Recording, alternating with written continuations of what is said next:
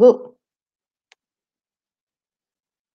Bonjour à tous. Bonjour à tous. Bien Bonjour, contente on est d'être là avec vous. très bien. Ça va, Marine? Ça va bien, merci Antoine, et toi? Eh ben, ça va très bien. On confine. Ouais, on Et, confine et, depuis Paris et Lyon, mais on confine quand et même. donc, on confine avec vous à distance, avec tout le monde. Et on voulait partager une expérience SEO intéressante avec CMJ et Massif. Et donc, on l'a intitulé 89% de trafic SEO en marque plus 89%. Et on a considéré que ces résultats valaient une communication avec vous. Voilà, donc on va commencer par se présenter. Alors, je précise une petite chose, le webinar sera accessible en replay pour celles et ceux qui le souhaitent d'ici quelques jours sur le site du SEO Square. Donc, si vous avez manqué une partie, si vous arrivez en cours de route, on le redira à la fin, mais en tout cas, le webinar sera accessible, pas de souci. Alors, Antoine, qui es-tu? Eh bien, moi, je suis responsable du marketing digital au groupe Massif et je suis responsable de l'acquisition et de l'animation éditoriale du site Massif.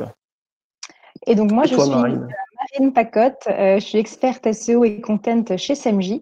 Donc maintenant, ça fait 9 ans que j'évolue dans le SEO et dans l'éditorial pour des clients très variés. Et aujourd'hui, donc chez SEMJ, je m'intéresse beaucoup au ROI des contenus. Et donc là, j'ai la chance de travailler sur des projets aussi ambitieux que cette Content Factory Massif qu'on va vous présenter aujourd'hui. Alors, quelques mots sur la Massif. La Massif, c'est une jeune mutuelle de 60 ans. Alors, un petit jeu de mots qui est fait par notre patron. Effectivement, on est une mutuelle. On a 60 ans. En 2020, c'est notre anniversaire de 60 ans. Et le mutualisme, ben, c'est un concept qui reste jeune. Et donc, c'est pour ça qu'on fait ce petit clin d'œil en cette année anniversaire. Donc, quelques infos sur les chiffres clés de la Massif. On fait 6 milliards de chiffre d'affaires avec 5,4 millions de sociétaires. On a 3 types d'activités. On a l'activité IARD, l'assurance dommage, avec des fortes positions en auto et en habitation. L'activité santé et prévoyance est notre deuxième pôle. Et puis, on a des services financiers et d'épargne qui constituent notre troisième axe de développement. On a 10 000 collaborateurs, 500 agences et des clients, des sociétaires extrêmement fidèles. Alors, le point sur lequel on va parler, c'est les canaux digitaux du groupe Massif et essentiellement ceux qui nous servent à faire du développement. Le site massif.fr qui fait plus de 25 millions de visites en 2019, l'appli Massif qui fait plus de 12 millions de visites en 2019, et ces outils permettent à nos clients de faire leurs actions de gestion, de rentrer en communication avec les conseillers de la Massif, de faire toutes leurs opérations à distance et puis de souscrire les produits dont on vient de parler tout à l'heure. Et alors nous, chez SEMJ, qu'est-ce qu'on fait? Donc on aide les marques et les entreprises à améliorer leur visibilité sur Google et à travers 2 axes. Le premier, c'est la mise à disposition d'une plateforme SaaS innovante qui va permettre d'accélérer la performance SEO des contenus. Et le deuxième axe, ce sont donc les services qu'on propose côté agence. Donc on a toute une équipe d'experts qui accompagnent nos clients sur les 3 piliers du SEO, donc technical, netlinking et bien sûr content. Donc, on a, comme je le disais, des clients dans des domaines très variés. Et donc, parce que les enjeux SEO existent dans tous les secteurs, bien évidemment. Donc, on a la chance d'accompagner de très belles marques comme Cdiscount, comme La Vie Claire, Decathlon ou bien sûr, évidemment, la Massif. Alors, on va vous présenter, peut-être Antoine, je te repasse la main, mais pour parler des enjeux et objectifs du coup de la Massif. Alors complètement. Donc j'ai parlé des canaux digitaux, je les ai remis à gauche. Notre objectif, l'instruction qu'on a eue par nos patrons il y a quelque temps, c'était de transformer ces canaux digitaux en usine à leads. Donc les flux passant sur ces 2 canaux principaux, les transformer en autant d'opportunités commerciales pour nos points de vente et nos conseillers, notamment au téléphone. Le point à connaître, c'est qu'en assurance, on souscrit très peu jusqu'au bout en ligne. On fait très peu de full web. Donc, il y a une logique de collaboration et une logique multicanal à mettre en œuvre pour optimiser ce développement. Donc, bien sûr, on utilise tous les leviers d'acquisition. On va parler aujourd'hui de SEO. Donc, le champ d'activité, on l'a calculé à peu près 15,5 millions de requêtes qu'on essaye de capter chaque mois. C'est des requêtes sur les marques, la marque Massif, les marques des concurrents, les marques des comparateurs, etc. Toutes les requêtes autour des produits, mutuelle santé, assurance auto, habitation, de l'épargne, de l'assurance vie, etc. Et puis, lorsqu'on vient plus précisément sur ce que veulent les internautes, c'est les intentions de souscription, les intentions de résiliation même, les intentions de comparaison, les intentions de gestion. Et tout ça, ça fait 15 millions de requêtes que tout le monde se bagarre, on va dire. Et notre enjeu, c'est de se positionner le plus haut possible, vous savez bien. Donc là, sans payer en matière de SEO. Un des points de départ de notre plan d'action, c'était de regarder l'état des contenus. Donc, sur différents sites, on a regardé des sites de nos principaux concurrents et puis de comparateurs, et on s'est rendu compte, là, c'était sur l'auto, qu'on avait un peu de marge d'amélioration sur nos contenus, puisque on avait uniquement une petite centaine de contenus sur ce sujet-là, dont beaucoup de foires aux questions, et qu'on pouvait aller jusqu'à 1600. Alors à l'époque, là c'est un benchmark qui date d'à peu près 2 ans. Il y avait déjà 1600 pages chez les Furets, 1500 chez le Lynx, donc un gros gap de contenu et autant d'opportunités en moins pour nous de capter toutes ces intentions dont on a parlé. Donc on s'est dit qu'on allait publier du contenu, mais en tant que responsable SEO, vous n'êtes pas rédacteur. La dernière fois que vous avez essayé d'écrire, vous avez mis 6 mois à mettre en ligne le dernier contenu. Vous n'êtes pas expert parce que l'assurance vie, vous connaissez pas bien ça, ou l'assurance santé, il y a des gens qui connaissent ça beaucoup mieux que vous. Quand vous parlez SEO à vos collègues, ils n'y connaissent rien et donc c'est compliqué d'avoir le même langage. Et puis, ils ont d'autres choses à faire aussi. Donc, comment on s'y prend? Et ben chez nous, on a décidé de mettre en place une Content Factory et on s'est associé à CMJ avec Marine qui est là aujourd'hui. Et puis, je tiens quand même à noter que on avait un deuxième partenaire, You Love Words. Nous avons toujours ce partenaire puisque c'est un spoil pour la fin de la présentation, mais nous continuons pour une deuxième année avec ces mêmes partenaires. Et donc, les experts de You Love Words sur la rédaction et sur l'éditorial, les experts de CMJ en référencement naturel, et puis tous les experts de la Massif. On va reparler de tout ça tout à l'heure, mais il y a beaucoup de monde qui a contribué à cette usine à contenu. Alors, qu'est-ce qu'on recherchait à travers cette usine à contenu? Bien sûr, renforcer cette visibilité digitale, être dans les premières positions, aller challenger les plus gros concurrents, aller challenger les comparateurs, avoir du clic et donc générer du trafic sur notre site. Donc, sur les requêtes à potentiel qui font les plus gros volumes, mais aussi sur la longue traîne.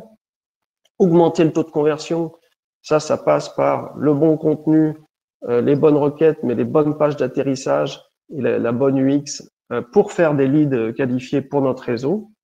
Et puis, on voulait aussi en profiter pour se positionner en tant qu'acteur mutualiste en ayant un discours qui soit un peu différent de nos concurrents et de ce qui se dit sur ces sujets-là sur le marché. Donc, on avait un quatrième objectif un peu plus quali. Alors, Marine, un petit verre d'eau pour avant de prendre la parole. Alors, effectivement, tout ce que tu dis là, nous, on a pu le constater aussi plutôt avec nos analyses SEO. Et donc, finalement, avec tous ces enjeux ambitieux en tête, on était face à un challenge technique. Donc, nous, ce qu'on a constaté, c'est que, évidemment, la Massif, c'est un acteur historique du secteur de l'assurance, donc qui bénéficie d'une grande notoriété, d'une marque qui est très forte. Néanmoins, effectivement, ce qu'on pouvait voir, c'est que depuis plusieurs années, on a des nouveaux acteurs qui sont arrivés sur le marché, qui commencent à présenter des performances SEO qui sont assez impressionnantes, en considérant qu'ils ne partent pas avec les mêmes atouts, justement, que la Massif historique. Donc, on voit ici des pure players qui commencent à se rapprocher petit à petit du million de trafic organique mensuel. Donc ça, c'est des estimations Ahrefs, donc ça commence à faire. Ce qu'on voit aussi, c'est que, en fait, on pouvait penser, nous, que grâce à son historique et à sa marque forte, justement, la Massif bénéficiait d'une plus forte autorité, bien supérieure, autant aux yeux de Google qu'aux yeux des internautes. En fait, ce qu'on a constaté, c'est qu'elle était suivie de très près, même talonnée, par ces acteurs pure players beaucoup plus récents. Donc, en termes de domain rating, ici, on le voit, on est au coude à coude. Et au niveau vous voyez mon écran, oui, au niveau des referring domains, de la même manière, ils sont vraiment pas très loin, puisque respectivement pour le lynx et les furets, on a un delta de 100 et 500 RD. Donc, comment on l'explique? Eh bien, ici, en fait, on est face à des acteurs qui ont déployé des moyens assez considérables pour développer leur canal d'acquisition organique et venir tenter de prendre des parts de marché aux concurrents historiques comme la Massif. Donc, on le voit très bien quand on regarde leur quantité de contenu. Ce qui leur manque, en fait, en histoire, en notoriété, si je puis dire, ils le compensent par la création de contenu bien optimisé et par surtout de grosses capacités de production, de grosses machines. Donc, ici, on a presque 3 fois la volumétrie du site Massif pour lesfurets.com qui frôle les 6000 contenus, toutes thématiques confondues.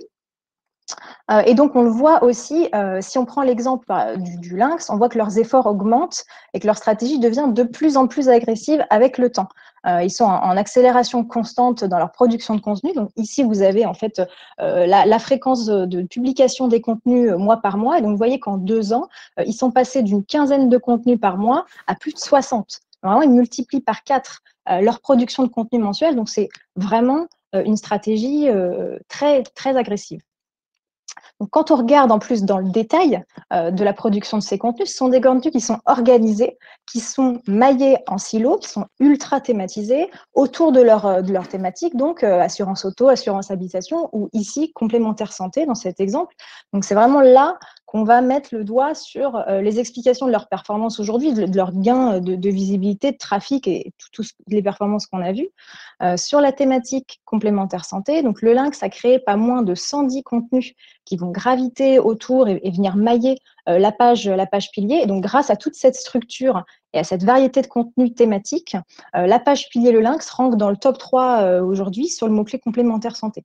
Donc, c'est vraiment nous, avec ce contexte de concurrence forte et tous ces éléments en tête, qu'on a formulé avec la Massif une stratégie donc ambitieuse concernant la Content Factory 2019.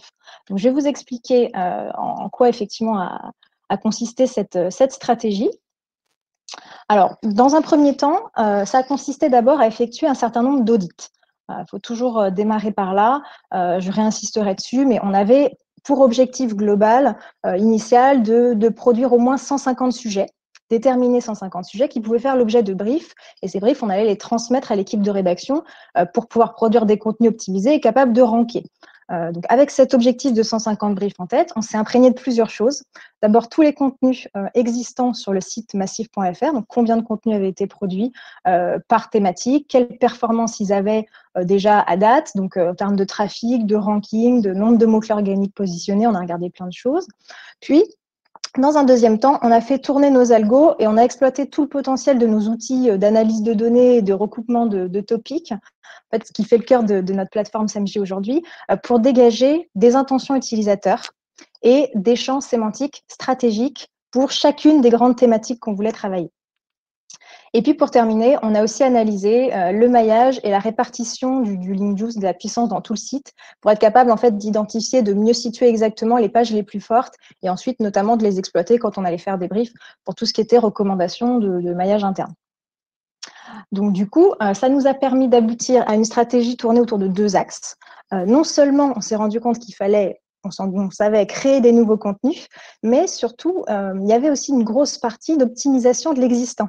Parce qu'en fait, grâce à ces analyses, on s'est aperçu qu'on était littéralement assis sur une mine d'or et que les contenus massifs présentaient un énorme potentiel pour aller chercher davantage de performance. Donc, à partir de là, tout l'enjeu, bien sûr, c'était d'identifier et de se dire exactement quel contenu il fallait qu'on crée et quel contenu il fallait qu'on optimise.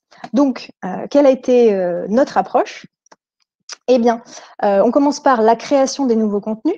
Donc pour ça, on a, comme je vous le disais, utilisé pas mal toute la puissance de frappe de la plateforme SEMJ et son moteur sémantique. Donc on a analysé les SERP, les données mots-clés et les concurrents sur toutes les thématiques stratégiques de la Massif. Et en recoupant des données comme le trafic des concurrents sur certains mots-clés, les questions des internautes, les recherches associées, la profondeur des champs sémantiques, etc. Grâce à tout ça, on est parvenu à identifier une centaine de nouveaux contenus à créer, donc sur lesquels on voyait clairement un fort potentiel SEO. Et ensuite, il faut se dire aussi, ces contenus, ces 100 contenus, on les avait priorisés en fonction de la légitimité qu'avait aussi la Massif à traiter ces sujets pour vraiment maximiser les chances de ranker rapidement. Voilà, on n'est pas allé chercher des choses sur lesquelles la Massif était trop loin, on va dire, dans la sémantique et dans l'idée de Google aussi. Donc, ça, c'était notre premier axe création de contenu. Et comme je vous le disais, notre deuxième axe stratégique, c'était d'optimiser les contenus existants.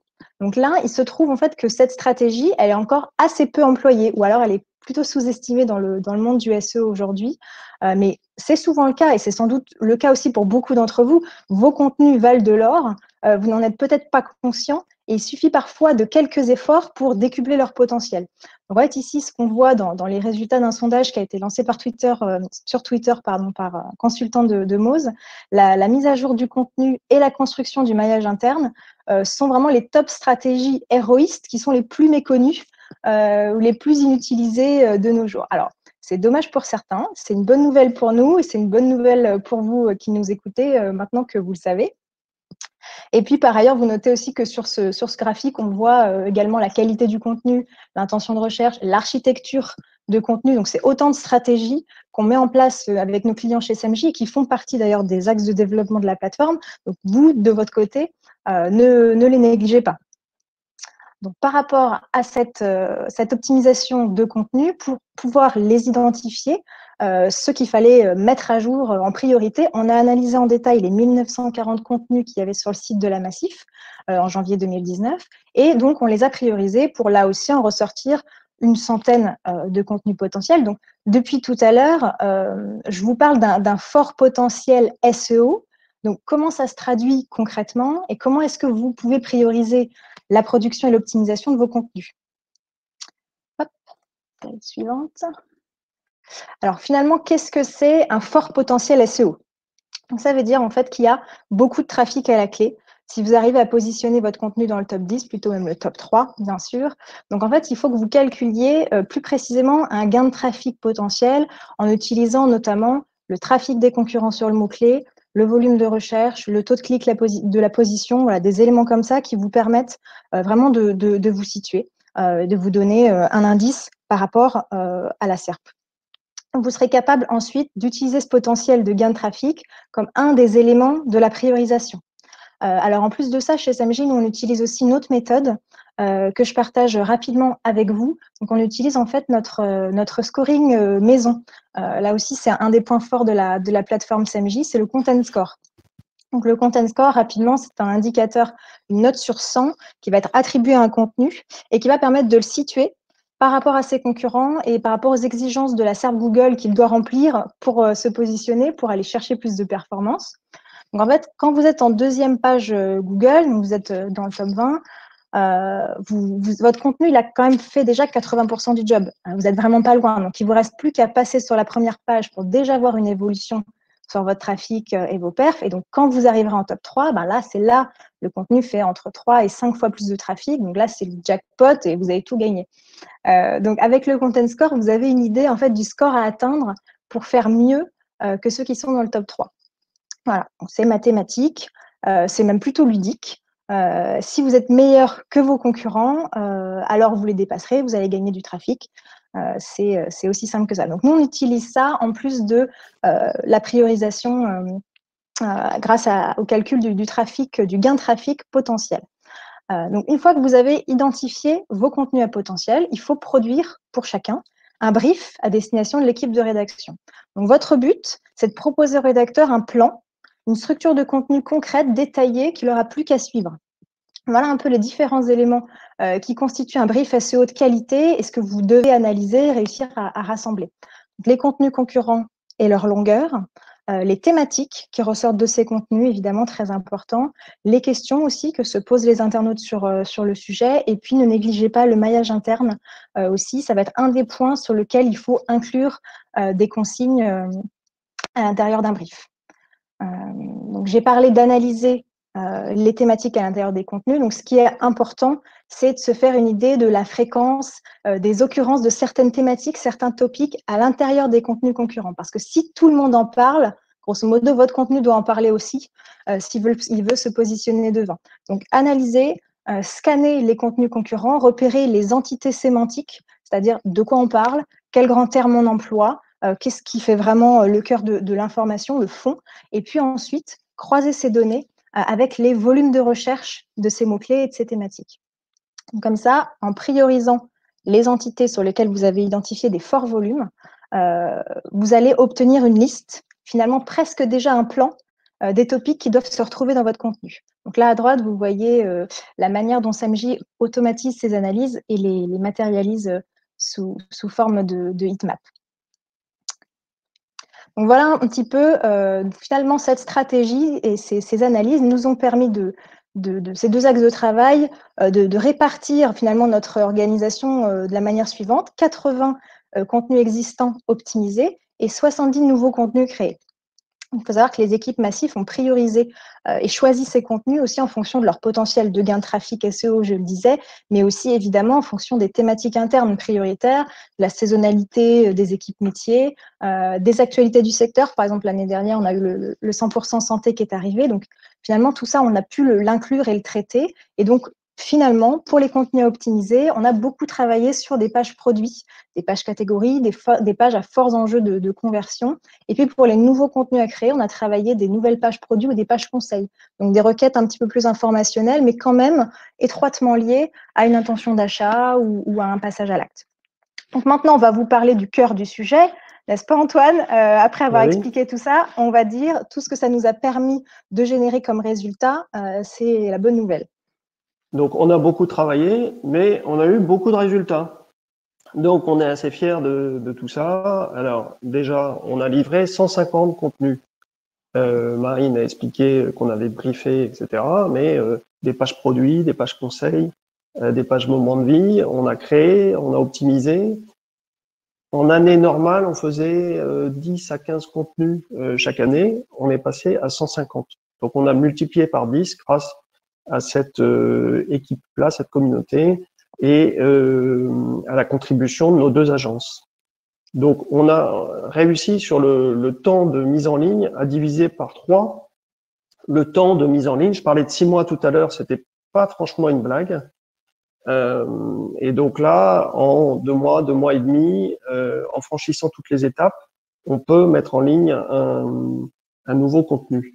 Alors, je précise quelque chose sur les créations ou optimisations. Ne croyez pas qu'en optimisant, on a moins de boulot. Franchement, optimiser un contenu, ça prend autant de temps parce qu'on franchit les mêmes étapes. Et donc, et on a autant de résultats aussi. Marine le disait tout à l'heure, c'est une stratégie qui est pas suffisamment utilisée. Ça vaut vraiment le coup de repeigner tous ces contenus pour les renvoyer dans le haut des résultats. Les résultats chiffrés, ben, c'est pour ça qu'on travaille aussi. Le trafic SEO global, le trafic SEO hors marque, il a explosé. Le nombre de mots dans le top 20, le top 10, le top 5, on a franchi des étapes sur tous ces domaines-là. Et puis, une fierté quand même qu'on n'avait pas mis dans les objectifs, mais il y a une communauté sur la création de contenu qui s'est constituée et qui est vraiment une communauté super qu'on a réunie, on vous le dira tout à l'heure, en début d'année, et qui est constituée par les ressources internes Massif, les marketeurs, les rédacteurs, les experts SEO, les webmarketeurs, les juristes, nos amis les juristes. Vous avez vu, j'ai dit nos amis les juristes. Ils sont devenus nos amis. Et donc, nos deux agences qui nous ont aidés dans ce travail-là, c'est vraiment une super communauté qui a travaillé à mettre en œuvre les pratiques digitales et les règles de SEO. On n'aurait jamais cru. Alors, fierté aussi, en fin d'année dernière, Efficience a réalisé un baromètre sur les champions du SEO et regardez le petit bonhomme qui gagne le 100 mètres. Très fier. C'est massif. Et donc, on avait déjà cette fierté de gagner ce titre honorifique sur le top 20 des assureurs français. Alors, on l'a mis en titre, mais le trafic hors marque, qui était vraiment un de nos axes stratégiques, parce que, comme on l'a dit, on a une marque qui est très forte. Ça aide évidemment, mais la compétition, elle est sur le hors marque. Et donc, à la fin de l'année dernière, voire plus 89%, quasi doublement du trafic hors marque, c'était vraiment une belle fierté. Alors, on a pris quelques mots-clés en exemple de ce qu'on a pu réaliser. Sur le mot-clé assurance scooter, vous voyez qu'on est dans le top 3 régulièrement sur les dernières semaines. Alors Marine, rappelle-moi combien il y a d'occurrences de recherche. Tout à fait. Sur celui-ci, c'est plus de 8000 recherches mensuelles. C'est vrai que les nouvelles mobilités, finalement, on avait appelé ça comme ça. La Massif voulait vraiment se positionner dessus. On s'est donné les moyens. On a créé pas mal de contenu. Donc, sur des thématiques comme ça, scooter, mais aussi trottinette, tous les nouveaux moyens, finalement, de se mouvoir. Donc là, on est sur ce mot-clé-là, 8000 recherches mensuelles. 8000, donc c'est un beau potentiel. Devis assurance habitation, pour nous aussi, c'est fondamental d'être positionné là-dessus. Je vous parlais tout à l'heure de l'usine à lead.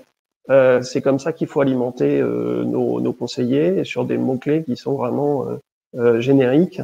Et donc, oui, des mots-clés à fort enjeu de conversion, bien sûr, de lead. Là, on est à 5800 pour info, recherche mensuelle sur celui-là. 5800 avec, on voit même pas la courbe à certains moments, et là on se positionne régulièrement dans le haut des résultats, donc c'est aussi une belle réussite. Alors complémentaire santé aussi.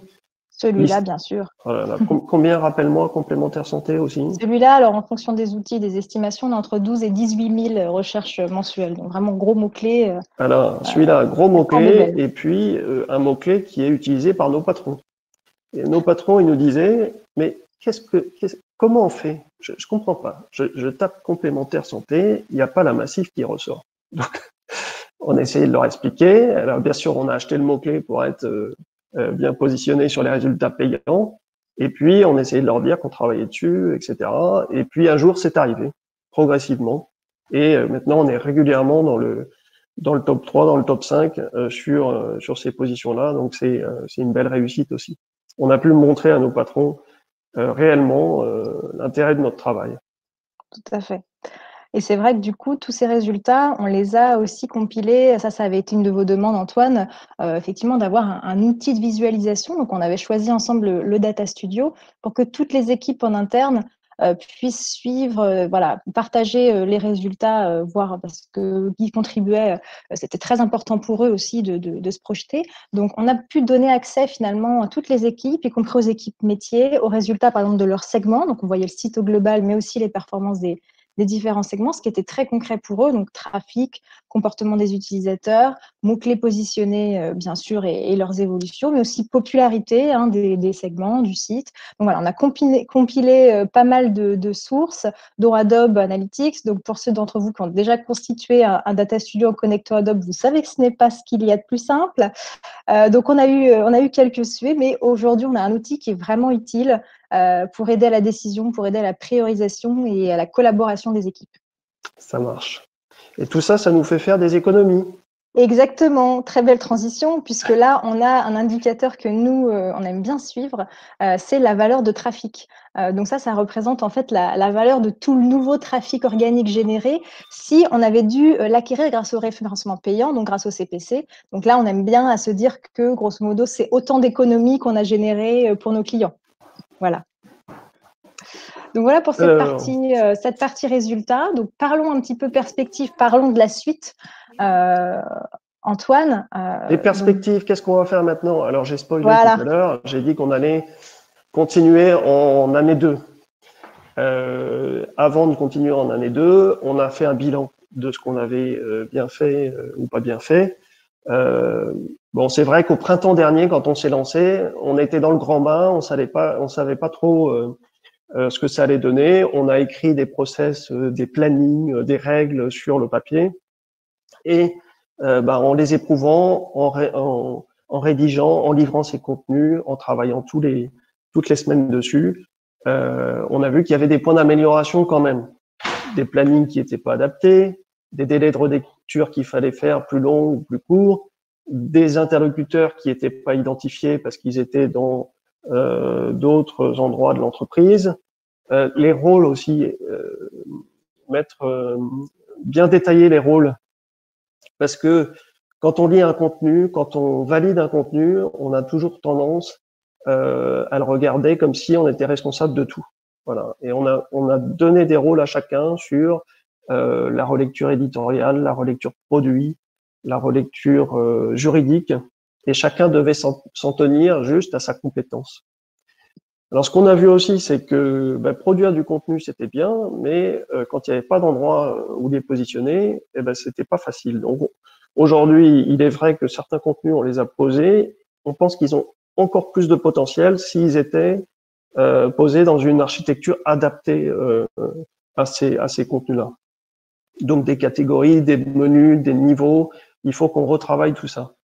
Sur la qualité des contenus aussi, on est fier de ce qu'on a fait, mais on pense qu'on peut aller plus loin en travaillant l'UX sur des produits qui sont techniques aussi, qu'on raffine un peu le travail qui est réalisé. Et donc, c'est ce qu'on va faire dans la deuxième année de la Content Factory. Voilà, et donc de notre côté, effectivement, on partageait tous ces constats, et c'est vrai que nous aussi, côté SMJ, le retour d'expérience, ça a été qu'on a pris la mesure, en fait, au fur et à mesure, enfin, au fil de la production, qu'il y avait des enjeux encore plus variés que ce qu'on avait peut-être simplement envisagé comme le SEO au départ, donc à l'échelle d'un brief et à l'échelle de la Content Factory globale. Donc, à l'échelle d'un brief, c'est de se dire, il faut aussi d'abord, penser même à l'objectif final du contenu par rapport à l'utilisateur, donc notamment penser transfo, penser conversion, penser UX, penser à ce qu'il est important d'apporter en premier comme info à l'utilisateur dans le texte par rapport à ce qu'il recherche, et puis penser aussi au discours marque, penser au discours produit. Nous, en expert SEO, on n'est pas spécialiste de l'identité éditoriale de la Massif, ou encore des produits d'assurance vie, produits de crédit auto. Voilà, tout ça, il fallait bien qu'on le prenne en compte à l'échelle d'un brief, et on a fait évoluer ça par rapport à cette deuxième année qui arrive. Et puis, par rapport à l'usine à contenu au global, pensez aussi aux problématiques techniques, structurelles qui peuvent avoir un impact sur la performance de vos contenus. Est-ce qu'ils sont bien crawlables et indexables? Est-ce que l'utilisateur y accède facilement dans sa navigation? Ils sont bien maillés entre eux? Il peut bien poursuivre son parcours? Voilà, c'est tout ce qui nous a amené finalement à proposer à la Massif de renforcer aussi l'accompagnement SEO sur la deuxième année. On était tous tombés d'accord là-dessus. C'est important de regarder tout ce qui se passe aussi autour, bien sûr. Alors du coup, dans les prochaines étapes… Ce bilan qu'on fait avec vous, on l'a fait avec les équipes en fait. Donc Marine, vas-y. Oui, c'est ça. Non, mais très, très, très intéressant d'en parler. Effectivement, la suite, ça a été d'organiser une journée tous ensemble. Tu en parlais tout à l'heure, Antoine, le côté fédérateur était très, très important. Donc, on a reposé toutes ces bases. On s'est rencontrés tous avec toutes les équipes massives, toutes celles du You Love World, celles qui avaient travaillé sur l'année 1 de cette Content Factory. On a partagé nos retours d'expérience, ce qui avait été, ce qui avait moins bien été. Et puis, du coup, on a reposé vraiment pour cette année 2 à nouveau les besoins, les enjeux de la Massif, où est-ce qu'on voulait aller tous ensemble. Et donc, ça nous a donné vraiment une trame de stratégie macro pour 2020 et ce qui nous a permis ensuite de dérouler tout notre plan finalement de production, nos méthodologies, la manière dont on allait travailler ensemble les uns les autres. Tu parlais de rôle tout à l'heure. Vraiment une journée très, très riche sous le signe du collectif, mais on a pu décider tous ensemble de là où on allait sur cette deuxième année. C'était notre dernière réunion en physique. Souviens-toi. Oui, avant le confinement.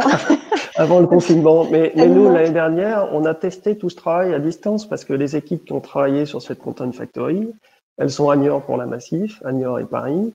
Elles sont à Lyon pour SMJ. Elles sont pour You Love Words à Paris et elles sont même en Autriche.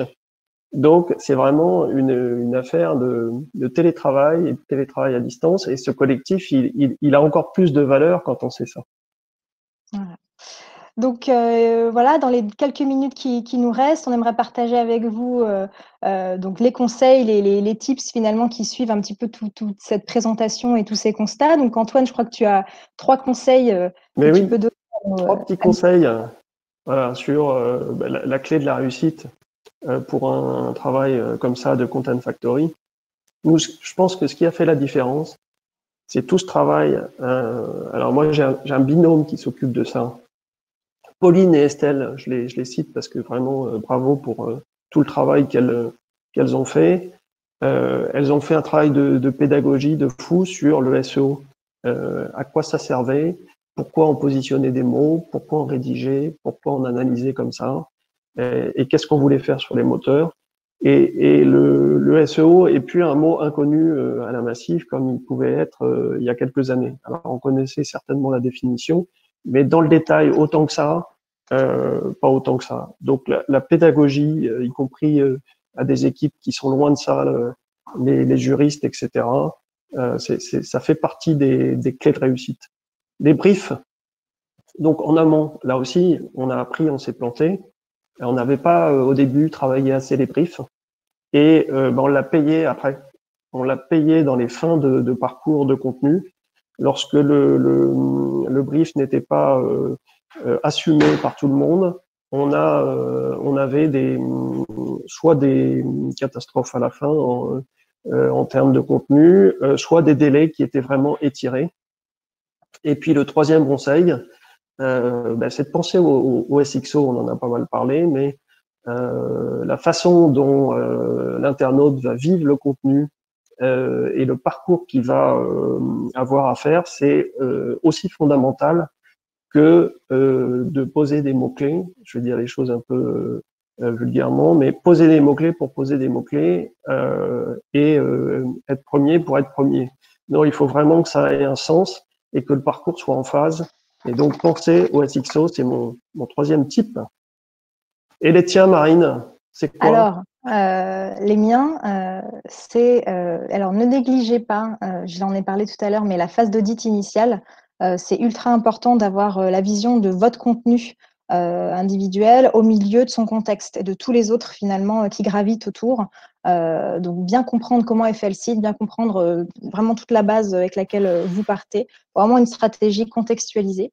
Ne minimisez pas, Antoine vient d'en parler, mais on ne s'était pas concerté, on était tous les deux d'accord, l'onboarding des équipes chez le client, donc là en l'occurrence des équipes massives, pour fédérer autour des enjeux SEO, des enjeux d'acquisition, c'est beaucoup plus simple quand vous parlez tous de la même chose, vous avez tous les mêmes envies, les mêmes objectifs au final. Et puis, ça paraît bête de le dire, bien évidemment, mais n'oubliez pas de penser d'abord à l'utilisateur, c'est-à-dire que chaque contenu doit d'abord, avant toute chose, répondre au search intent, pas juste lister des mots-clés SEO qui doivent absolument être là. Il faut toujours se remettre dans la peau de l'utilisateur et se dire on répond à quelles questions, à quelles intentions, qu'est-ce qu'on doit lui fournir comme information en premier, en second, etc.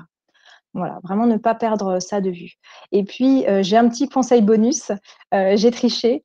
C'est en cette période de confinement, j'ai envie de vous dire keep calm and try SMJ en restant chez vous parce que on a en ce moment une démo. Donc, vous pouvez demander une démo, en tout cas une offre spéciale pour les utilisateurs, les usagers aujourd'hui du SEO Square, tous ceux qui participent aux conférences, donc un mois offert, les utilisateurs offerts, des analyses offertes. N'hésitez pas, allez sur le site SMJ, demandez une démo pour bénéficier de ça. Voilà, on sait que vous êtes inscrits, donc donc pas de souci. Merci beaucoup à tous. Merci à Il tous. nous Alors, reste je du coup un propose, petit moment pour il y répondre a aux quelques questions. minutes, je vois quelques questions à côté sur le chat, là. Tout à fait. Je propose qu'on prenne quelques questions avant de terminer. Alors, je ne sais pas si tu les vois, Marine, aussi, Alors, tout je comme vois moi. les questions, je les ai triées Classées par vote. Ouais, très bien. par vote. Alors, est-ce que on peut prendre à la fois des questions techniques et des questions plus sur Tout à fait. Ouais, ouais. le marketing? La Est-ce que première, tu as sur une le question cocon d'un concurrent outil. Est-ce que tu veux répondre? Alors, sur la partie outils, donc alors je vais démarrer hop, la réponse en direct. Donc, quels outils utilisez-vous pour voir le cocon d'un concurrent? Donc, alors, on va utiliser déjà ce qui est à notre disposition, les outils SEO qu'on a nous aujourd'hui. On a par exemple Ahref, qui est assez utile par rapport à ça, qui va nous permettre de voir tous les contenus, les meilleurs contenus autour d'un mot-clé, d'une thématique. Quand ils ne sont pas, par exemple, rangés par répertoire et qu'avec les URL, c'est assez facile de les détecter. Ahref nous permet aussi de voir le maillage entre les contenus. Et ça nous aide pas mal. C'est vrai qu'on peut partir une page forte, une page pilier, et regarder tous les liens internes des autres contenus du site vers cette page-là pour essayer de comprendre un peu l'architecture d'un cocon. Ahref nous aide pas mal grâce à ces fonctionnalités. Et puis après, c'est vrai que on peut aussi, nous avec SAMJ, rassembler pas mal de choses. Notre techno peut, grâce à des requêtes, tout simplement en scraper sur les résultats Google, site de points avec d'autres paramètres, de mots-clés, de thématiques. On peut retrouver comme ça des entités communes à l'intérieur des contenus et on peut reconstituer des grappes, des ensembles de contenus qui sont maillés entre eux et qui parlent de la même thématique. Voilà, j'espère que j'ai répondu Alors, il y a une correctement. question sur le budget. Donc, je ne vais pas donner C'est des plus une question montants. pour toi. Je vais pas donner des montants, mais je vais donner quand même des éléments parce que effectivement, ça a été un investissement de travailler et d'ouvrir cette usine à contenu. Il y a un budget sur la rédaction des contenus, donc on a travaillé avec You Love Words. Il y a un budget d'analyse avec SAMJ, de conception des briefs, etc. On a travaillé avec eux, c'est un budget aussi. Il faut pas négliger aussi l'investissement humain interne. Chez nous, on a beaucoup de monde, je parlais de la communauté qu'on a réussi à embarquer. Si vous n'avez pas cette communauté, c'est très difficile de produire autant de contenu. Donc, on a un budget d'investissement humain interne important. Voilà un peu les éléments qu'il faut prendre en compte pour ce budget. Alors, il y a une question ici sur des contenus qui sont sur des thématiques proches. Donc, je vais répondre à cette question. Donc, pour des contenus qui sont sur des thématiques très proches, par exemple, assurance scooter électrique, quelles sont vos techniques pour ne pas faire des contenus qui soient trop proches, donc voilà, limite dupliqués et donc au final qui seront pénalisés? Donc, effectivement, c'est une bonne question parce qu'on a eu ce sujet, en effet, notamment sur la thématique nouvelle mobilité. Donc, l'exemple est très parlant. En fait, il y a plusieurs choses. Comme je disais, il faut toujours repartir de l'intention utilisateur, c'est-à-dire est-ce qu'on a un parcours de conversion qui est propre à assurance scooter ou assurance scooter électrique? Est-ce qu'on a aussi côté massif une offre à mettre qui soit différente en face de chaque? Et c'est là où on va se déterminer s'il faut faire deux contenus ou s'il faut en faire un seul qui rassemblera, qui permettra de transformer à la fois sur les requêtes assurance scooter ou sur les requêtes assurance scooter électrique. Là, il n'y a pas en fait de règles. On va pas forcément préconiser de faire un seul contenu ou deux contenus distincts systématiquement. C'est vrai qu'on peut peut-être faire un contenu qui soit plus générique sur l'assurance scooter et qui va parler d'intentions plus larges. Et assurance scooter électrique, peut-être qu'on sera plus déjà dans un discours produit. On va essayer de trouver des angles qui ne soient pas les mêmes et on va avoir des intentions utilisateurs qu'on traitera différemment. Assurance scooter est peut-être plus générique, donc on traitera des questions autour de l'assurance scooter, c'est-à-dire est-ce que je peux souscrire, à partir de quel âge je peux souscrire, voilà, des questions un peu annexes qui se posent, qui ont un lien avec la transformation, mais qui sont des intentions pas directement liées au devis, au tarif, etc. Et assurance scooter électrique, peut-être qu'on parlera plus spécifiquement de tout ce qui est lié à l'électrique. Est-ce qu'il faut s'y matriculer? Est-ce que ça change quelque chose, l'électrique ou pas électrique, par rapport au prix du scooter? On va vraiment essayer de trouver des intentions qui soient différentes pour avoir des contenus différents, pour surtout pas avoir la même structure et parler de la même chose, en fait. Il y a une question, Marine, sur le netlinking. Alors, je réponds aussi à cette question-là. Nous n'avons pas mis en place de stratégie de netlinking directement liée à cette usine à contenu. Ça fait partie aussi des évolutions qu'on pourra avoir en année 2. C'est vrai qu'on ne l'a pas évoqué, mais on pourra le faire. On a une activité de netlinking, mais jusqu'à présent, elle avait été indépendante. Donc, on va la lier à cette Content Factory prochainement. Oui, effectivement, c'est indispensable aussi de penser à tout ça. Nous, en tout cas, quand on pense contenu, on pense aussi bien évidemment à regarder leur popularité, à regarder toute la puissance et le jus qui arrive dessus. Donc, c'est vraiment indispensable qu'on parle netlinking pour l'année à venir aussi. Alors, j'ai une question là, peut-être la dernière question, qui est updating content. Quels sont les grands principes pour améliorer ces contenus? Donc, je vais répondre à ça. Les grands principes pour améliorer un contenu existant, bah déjà, donc ça va être quand je me sers un petit peu là pour le coup de la méthodo et plateforme SMJ, comme je vous disais tout à l'heure, par rapport à un brief de contenu, c'est vrai d'ailleurs dans le cas d'une création, d'une optimisation, les bonnes pratiques de mise à jour, ça va être est-ce que mon contenu est déjà assez long, de déterminer la longueur de son contenu. Il faut regarder sur quel SERP on veut se positionner, quels sont les acteurs concurrents en face, est-ce que c'est des gens qui ont produit beaucoup de contenu sur mon mot-clé cible ou pas. Donc vraiment, à quelle longueur finalement je dois arriver, ça c'est bête et méchant, mais c'est le premier principe. Ensuite, vous avez évidemment de quoi doit parler mon contenu. Donc, on parle de topic, on parle d'entité, j'en parlais tout à l'heure. Ça va vraiment être aller éplucher finalement les contenus qui sont sur la première page de Google pour comprendre de quoi ils parlent. Est-ce qu'ils parlent de devis? Est-ce qu'ils parlent de simulation? Est-ce qu'ils parlent donc de prix, est-ce qu'il parle de à qui ça s'adresse, avec des termes forts que vous arrivez à extraire finalement. On parlait d'occurrence de topic tout à l'heure, c'est vraiment ça, arriver à déterminer, vous vous rappelez la heatmap, les grands topics qui sont dans les contenus concurrents parce que ce sont des choses que vous devez impérativement mettre dans votre contenu si vous voulez être plus exhaustif et donc finalement être plus qualitatif, y compris aux yeux de Google. Donc ça, c'est aussi un des piliers. Et puis, vous avez aussi très important le maillage interne. Quand on parle d'optimiser son contenu, ça va aussi être faire en sorte que ce contenu reçoive des liens depuis d'autres contenus du site. Et puis, ça va être que ce contenu en fasse aussi des liens vers des contenus stratégiques, vers des contenus qui sont logiques dans une organisation sémantique. Donc voilà, vous avez forcément un sujet de longueur, si je récapitule, un sujet de fond, ce que vous mettez, la structure de votre contenu, les topics, ce dont vous parlez intrinsèquement, et puis vous avez la popularité donc, de votre contenu et puis son intégration dans un contexte sémantique grâce au maillage notamment. Voilà les trois grandes règles, les trois grands principes. Alors, on va pas pouvoir répondre à toutes les questions. Non, on vous remercie tous. Il y a une grande journée de SEO. Il me semble qu'à côté, il y a Olivier Andrieux qui poursuit. Donc, j'imagine qu'il y a du monde qui a déjà basculé. Oui, tous ceux qui veulent rejoindre le prochain webinaire, donc vous avez eu un lien dans mon mail que vous pouvez suivre. Et je rappelle, ce webinaire sera accessible dans quelques jours sur le site du SEO Square. Voilà. Merci beaucoup à tous pour vos questions. Voilà, à très bientôt. Très belle journée. Merci à vous de votre attention. Merci beaucoup. Au revoir.